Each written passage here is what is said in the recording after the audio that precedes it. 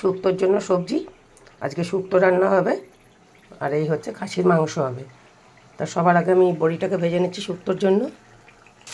শুক্তোর জন্য সবজিগুলো সব এক এক করে ভেজে নেবো। আমি আগে দিয়ে দিচ্ছি বেগুন ভাজতে, ভেজে নিচ্ছি রাঙা আলু আর আলু।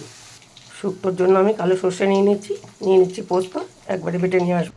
শুক্তোটাকে এবারে বসাবো ফাইনালি। রাঁধুনি, তেজপাতা আর শুকনো লঙ্কা এগুলো আর আগে ভেজে নিই। কুমড়ো, ডাঁটা আর ছিম উচ্ছে ভাজার সময় নুন দিয়েছিলাম, আর এর মধ্যে নুন দিয়ে দিচ্ছি, লাগলে পরে দেখা যাবে। কাঁচকলা, রাঙা আলু আর আলুও দিয়ে দিলাম ভাজা, হলুদ গুঁড়ো আর আদা বাটা, কিছুটা মিষ্টি দিয়ে দিলাম, ভেজে রাখা বেগুন, বড়ি আর উচ্ছেটা দিয়ে দিলাম। এটাকেও ভালো করে মিশিয়ে নিচ্ছি আমি একবারে।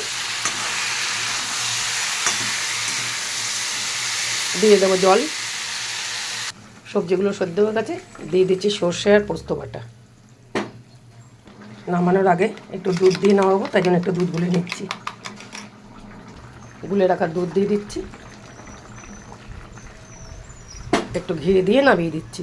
মাংসটাকে ম্যারিনেট করার জন্য দুটো মিডিয়াম সাইজের পেঁয়াজ নিয়ে নিচ্ছি, দুটো টমেটো, আদা রসুনের পেস্ট, হলুদ গুঁড়ো, জিরের গুঁড়ো,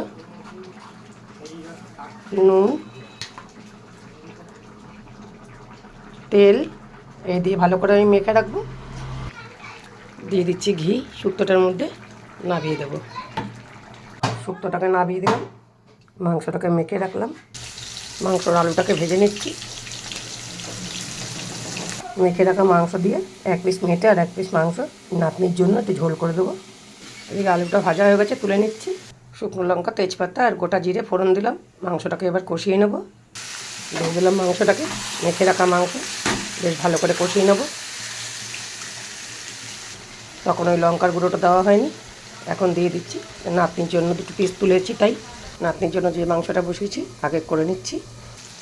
মাংসটাকে ভালো করে কষিয়ে নিচ্ছি।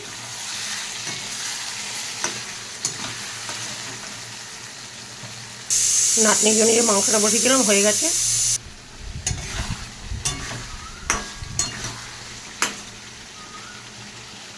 এদিকে একটু নর্মাল চাটনি বসিয়েছি, সর্ষে আর শুকনো লঙ্কা ফোড়ন দিয়ে নুন আর হলুদ দিয়ে দিয়েছি।